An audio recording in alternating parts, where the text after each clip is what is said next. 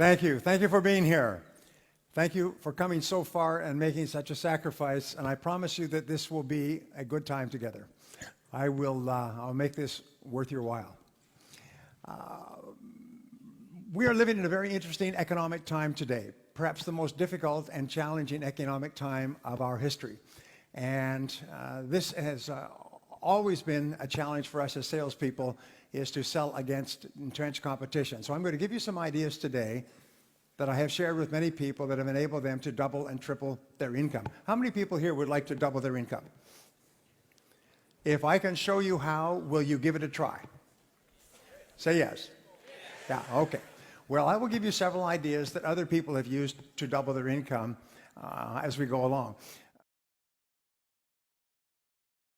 In your life, you must always predict growth.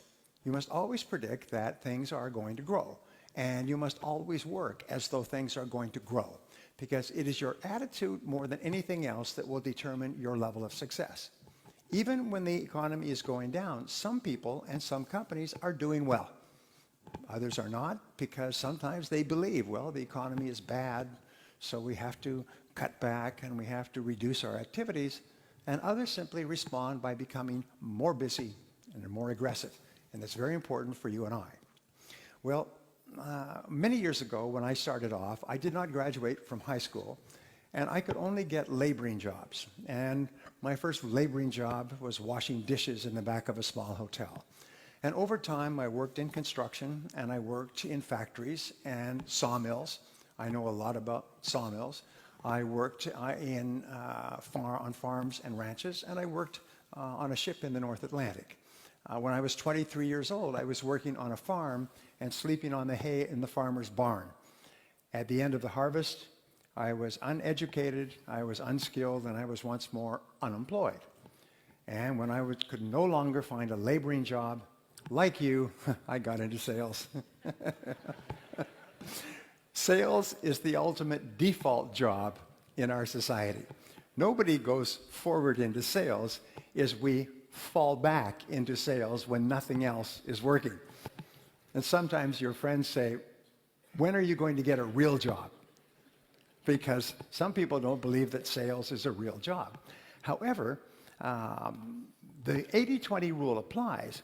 20% of people who get into sales realize that this is a great opportunity, that if you sell really well, you can earn more than a doctor or a lawyer or even a politician. You can make a wonderful living in selling, and you can fulfill all of your dreams. In the Western world, 5% of millionaires are salespeople who have sold all their lives for another company, but they sold a lot, and they earned a lot, and they invested the money carefully. So it's possible for you to achieve all your dreams in this field if you become good in selling. So I got into sales, and the only job I could get was knocking on doors, cold calling from door to door. And I had no training and no experience. The only thing I could think of was to work hard. At least it wasn't like working on a farm or working on a ship. It was clean work. So I was told that selling is not really a selling job. It's really a rejection job. And the more rejections you get, the more sales you'll make. This was the totality of my sales training. So I used to get up earlier and earlier each day so I could knock on more doors so I could be rejected more often. And I began starting at 6, 7, or 8 o'clock in the morning when people came to work, and I would knock on doors all day. And in the evenings, I would go out and knock on doors of homes and apartments. I would sometimes work 12 to 14 hours a day. I worked 30 days before I made my first sale. This is not a good way to live, I can tell you that. I was sleeping on the floor of a friend's apartment. I had one change of clothes. I would have to wash out my shirt in the sink at night. This was my start. And after about 6 months of knocking on doors and earning just enough to stay alive, I noticed that there was one man in my company who was earning 10 times as much as anyone else. And he wasn't even working very hard. He would start work at 9 or 9:30. He would go out, or a client would come into the office, or he would go out and visit a client. He would have lunch with another prospective customer. He would make sales in the afternoon, and he would quit at 4:30 or 5. And he went to beautiful restaurants. and he had nice vacations, he had a beautiful apartment, and he had a pocket full of money, and had no financial problems, and he was selling the same product that I was selling out of the same office at the same price to the same people under the same conditions.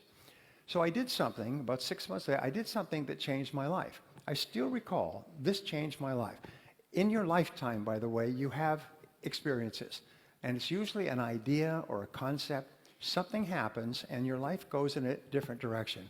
And this was the transforming moment for me. I took a deep breath and I asked him, what are you doing differently from me? Why are you making so many sales? And he said, well, show me your sales presentation and I'll critique it for you. I said, my what? He said, your sales presentation. I said, you show me yours and I'll show you mine. Because I didn't have a sales presentation. I was doing what I call the blah, blah sell. I would find a prospect and go blah, blah, blah, blah, blah, until they would start looking at their watch and looking away and say, thank you very much for coming in. Let me think about it. Call me back next year, maybe, or leave me some information. And I would go from place to place and get the same response. He said, no. He said, there's a process, a logical process of selling. And the process has 7 steps. And the first step is to prospect and to speak to the right people. The second is to build rapport and trust with those people. The third is to ask them questions and identify their needs accurately. The fourth step is to make a presentation and show them your product. The fifth step is to answer their objections. The sixth step is to close the sale. And the seventh step is to get resales and referrals. Now, he probably didn't tell me all that, but what he did give me was a very simple presentation. And instead of going out and talking, I went out and asked questions, and my sales went up. And I remember people treated me differently when I asked them questions as opposed to talking. And so I began to ask more and better questions. Then I began to read on sales, and I read everything I could find. And then I would listen to audio programs, and then I would actually start going to sales seminars.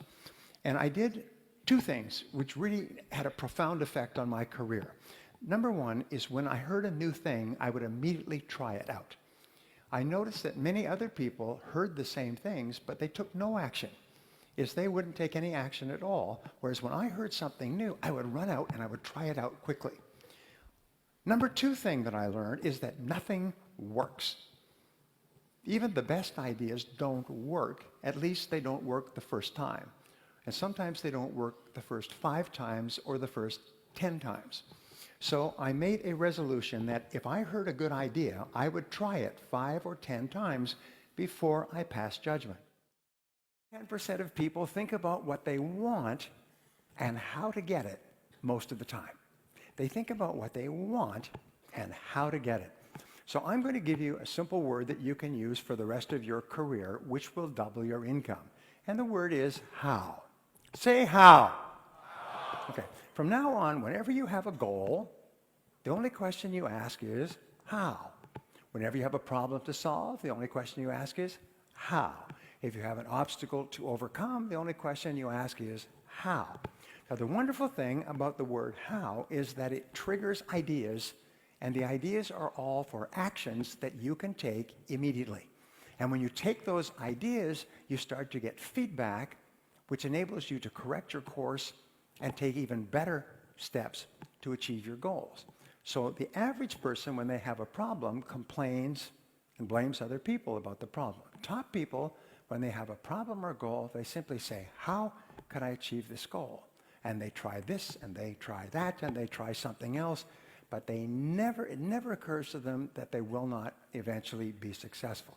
So they think about what they want and how to get it most of the time. But what we found is people in the top 10% in every field think in terms of their hourly rate, how much I earn each hour. Now, this change in thinking changes your entire life. I know because I've taught this principle to thousands of people who literally transformed their lives and their incomes almost overnight. If you think in terms of how much you earn in a week or a month, well, then you have a natural tendency to waste time during the day. Monday is a slow day. You're recovering from the weekend. Tuesday, you start to work. Wednesday, the week is almost over. Thursday, you start to slow down. And now it's Friday. Who gets anything done on Friday? We'll do it on Monday. And so people's ability to produce drops. And since 80% of the population thinks like this, if you're not careful, you'll find you are surrounded by people who waste time. The biggest time wasters in the world are other people who want to waste your time. And the way that they waste your time is by talking. Talk. No work, just talk. Or play on the computer, or phone home, check the movies, go shopping, drink coffee, start late, leave early. Because it starts to become a habit. Remember, human beings are always trying to do what is pleasurable and what is comfortable. And over time, they do more and more pleasurable things, which are talking to your friends and having coffee and going for lunch. And soon, the average person is not working at all. So, when you start thinking in terms of your hourly rate, it transforms your life. And what we have found, and we talked about this morning, is that in terms of your hourly rate, there are only 3 things that you do that account for 90% of your income. In every field, it's always the same. There's only 3 things. When you think of your hourly rate, you have to think of what we call the law of 3. What are the 3 things that you do that pay you the highest hourly rate, that pay you the highest potential income? Well, Columbia University did a study some years ago, and they found that the average salesperson works only 90 minutes a day. The average salesperson spends all of their time warming up and resting, warming up. The average salesperson makes about 2 calls a day, 1 in the morning, 1 in the afternoon. And in between, they're getting ready, and they're making excuses, and they're drinking coffee, and they're reading the paper, and they're checking their email, reading spam, and so on. But they only work 90 minutes a day. And they did that first study in 1928. They've upgraded the study year after year. The latest one was about 2008. Average salesperson still works 90 minutes a day. And so all sales incomes are diluted down to 90 minutes a day. So we find that there's only 3 things that you do that pay you your desired hourly rate. And they are prospecting, presenting, and closing the sale. Finding new people to talk to, talking to those new people, and getting them to take action. I was working for a large company at the beginning of this recession, and they said, we're bringing you into our annual convention to talk to our 350 salespeople, national company, and I asked them a lot of questions, which I do, and one of the questions was, what are your feelings about business for the coming year? They say, our business will be down by about 30% this year because of the recession. I said, well, why don't you set a goal to increase your business by 30%? They said, no, that's not possible. Don't you read the newspapers? We are in advertising. Business is down, and business is going to be slow, and we're adjusting to that. I said, well, you know your salespeople only work 90 minutes a day. Why don't you just get them to work 3 hours a day, and you can increase your sales rather than decrease your sales? And he said, no, that's not true. Our salespeople are professionals. They have an average of 11 years of experience. These people have been in the business for a long time. He said, they couldn't possibly be working 90 minutes a day. They work all day long. I said, no, they only work 90 minutes a day. So this is not a good way to start a business relationship. So he said, I've never heard that number. I said, well, unfortunately, it's true. I said, I have a suggestion for you. At this seminar, why don't we hand out stopwatches to all the salespeople, and I'll explain this principle, and then we'll track their workday. So at the seminar, I introduced them to a stopwatch. It costs maybe 5 or 10 euros, and I got them to agree that for the next month, every salesperson, when they went in to see a prospect, they would click on the stopwatch, and when they went out, they'd click it off, and they'd just keep clicking it, and it would keep adding up. At the end of a day, they could see how many minutes they'd spent with customers. And at the end of a week, they could see how many minutes. And they said, great. So the seminar was very successful. And I also said one other thing to this group. I said, you know that 80 or 90% of your prospective customers have never heard of you. They do not know that you exist. They do not know that your product or service can help them. They have no idea. So you can never approach your entire prospect market. So a month after the seminar, about 5 weeks, I got a letter from him. And it said, "Dear Brian," he said, "I'm writing to thank you for your seminar." He said, "I have to apologize." He said, "The salespeople reported their numbers from the stopwatches at the end of 30 days, and we found that the average salesperson was spending 90 minutes and 42 seconds a day with customers." He said they have all agreed to increase that to 180 minutes. He said, "Our sales are going up at a faster rate than ever before. This recession is not affecting us at all." A year later, he wrote back and he said their sales were up 30% over their best year in history because the salespeople started calling on people they'd never called on. Natural tendencies to keep calling back on your old customers. They started calling on new prospects and spending more time doing it. Well, what I do is I call this FaceTime. I call it the critical measure of your success, is how much time do you spend face-to-face with customers? And that's the key to the stopwatch idea, is if you can increase or double the amount of time you spend face-to-face with customers, my promise to you is you will double your income. You see, you cannot control where the sale is going to come from. You cannot control the sales result, but you can control one thing. You can control your sales activities. If you control your sales activities, you put yourself under what is called the law of probabilities. The law of probabilities says that by doubling the amount of time you spend face-to-face with customers, you double the probability that you will increase your income. And so you have total control over your income. Just go and call on more people. Just spend more time face-to-face.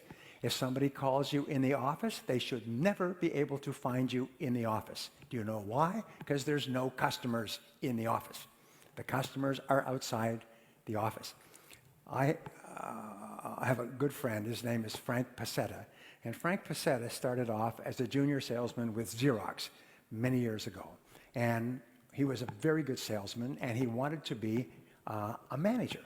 And so he applied to be a manager. And they said, "No, we have no positions available for sales management." He said, "I will take any position at all because I want to teach my ideas to salespeople." And so finally they said, an opportunity has opened up in the Cleveland office, Cleveland, Ohio. It's the worst performing office of Xerox in the world.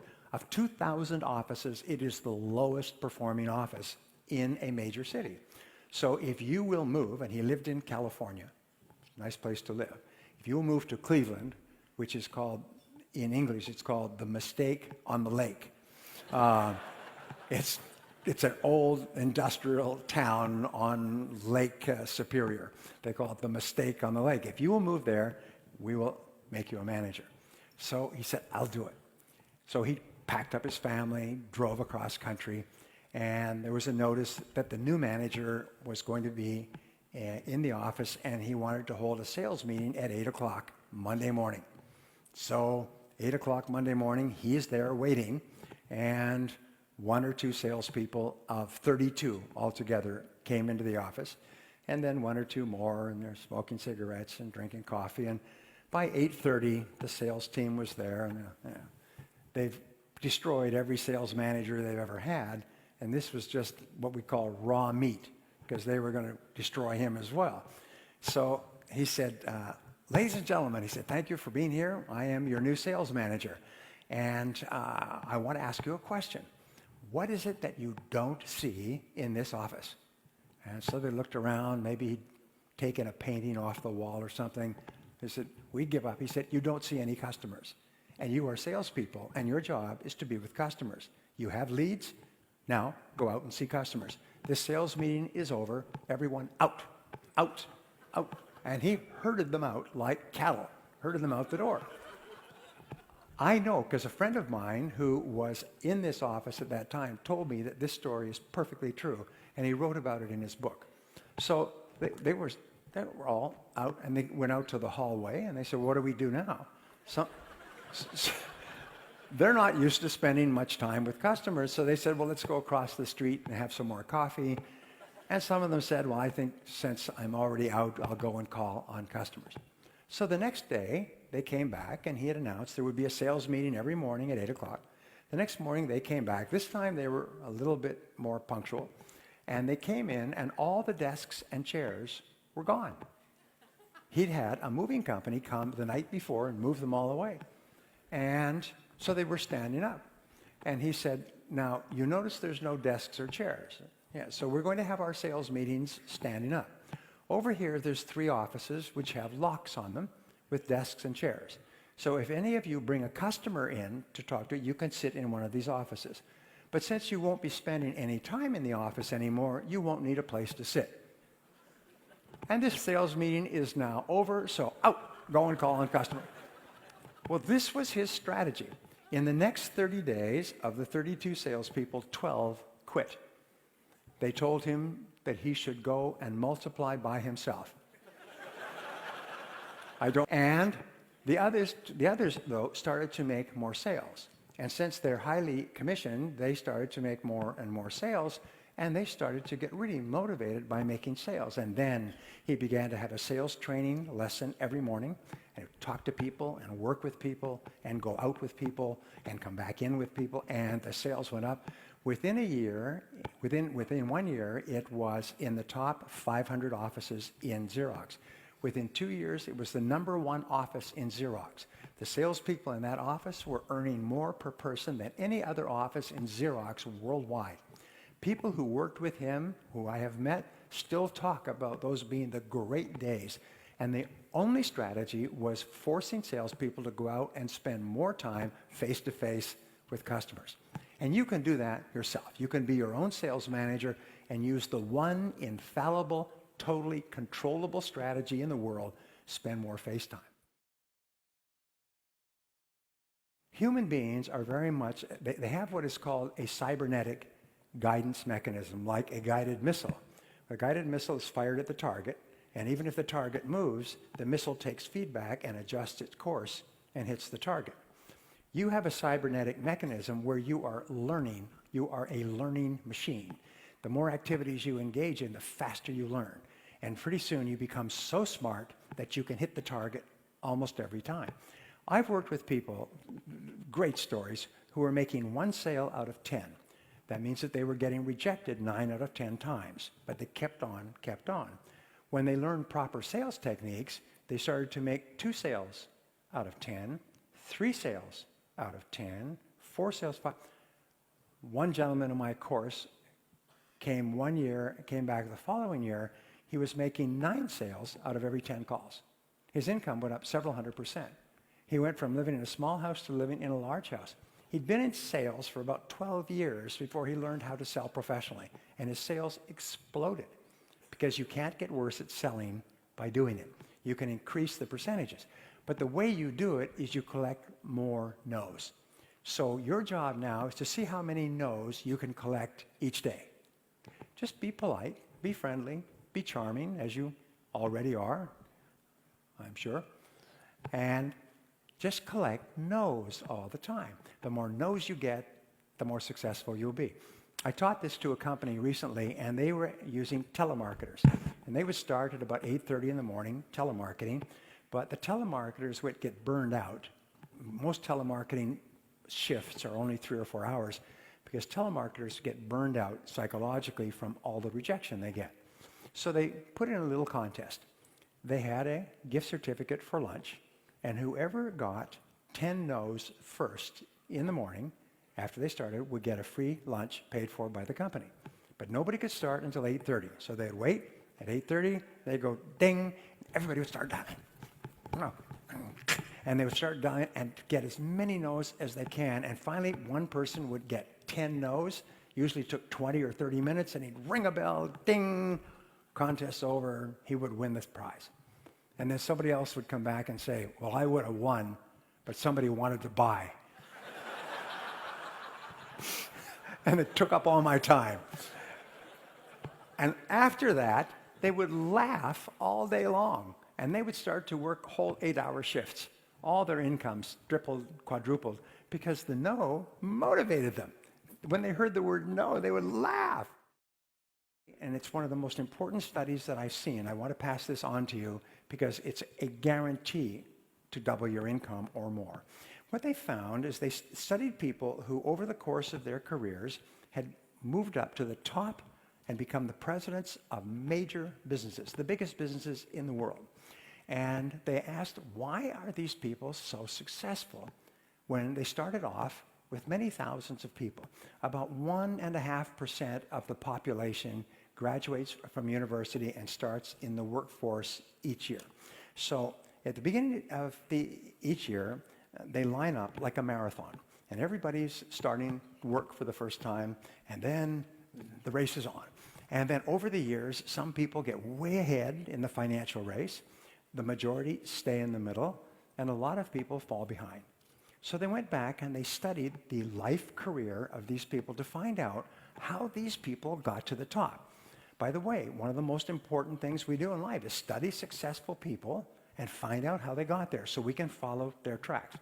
Well, here's what they found in 25 years of research at the University of Florida, and they boiled it down to a single concept called deliberate practice, which means not accidental or occasional, but deliberate, focused practice of a skill. They found that these people had this one quality, just one, is what they would do is at each stage of their career, they would ask, what one skill will help me the most to move ahead now at this stage of my career? If they were working for a large company, they would go to their boss, or they would ask their coworkers, or they would just think themselves. They would look at the top people and say, what are the top people really good at? And then they would pick one skill like a sniper. They'd pick one skill, not a lot of skills, just one, the one that would help them the most. And they would write it down as a goal, and they would make a plan, and then they would work on developing that skill. And they would work every day on that skill until they had mastered the skill. How would they know when they had mastered the skill? People would start to say, you're very good at that. You are very good at negotiating. You are very good at getting appointments. You are very good at closing sales. People would start to compliment them on how good they were. And at that point, they said, okay, now I own this skill. Now, which one skill will help me the most? So I'm going to give you just a quick exercise. This exercise is life-changing if you take it. Ask yourself this question. If you could wave a magic wand, it's my magic wand, and overnight you could become absolutely excellent at any one skill in your business or your life, what one skill would help you the most to double your income? If you could become absolutely excellent overnight, what one skill would help you the most to double your income? Please write it down. What's the one skill? Write it down.